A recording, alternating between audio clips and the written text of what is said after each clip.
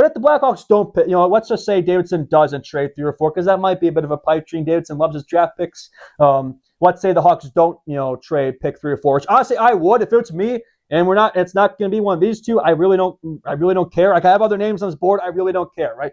None of these prospects really move me outside of these two. It really doesn't. In terms of, I think the Blackhawks need to be in win now mode. Enough of we're going to win 2-3 years from now. The Hawks have to be, I think, in win now mode, I think, starting next season, right?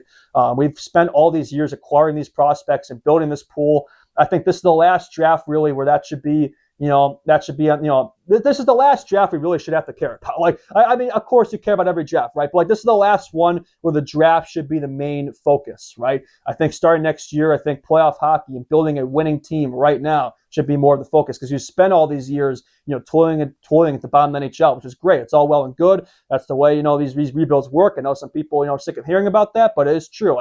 These rebuilds take time. Look at the 2010s Blackhawks. This team, those Blackhawks were bottom feeders for years before they started getting good, right? It took a long time. And Kane Tays, they arrived at the end of the rebuild. Bedard, arrived at the start of the rebuild. So the timeline's different. But still, you can't toil away being a bottom feeder team forever. Eventually, you got to start making that jump, that rise. I think next year is the year to start doing that. So I think you have to find creative ways to make that happen too, right? Especially, it's hard to acquire stars in today's NHL. You don't see a lot of players hit the free agent market. A lot of teams aren't willing to give up their star players in trade. So it's very hard. A lot of it comes through the draft these days. That's why Davidson's been doing what he's been doing the last few years, right? So there is logic to it. I know some fans are, patience is a virtue, right? Patience is a virtue. I think it's going to start to pay off here, I hope. But still, I think now is the time to raise the aggression meter. I think now is the time. It's an outlet I would consider. But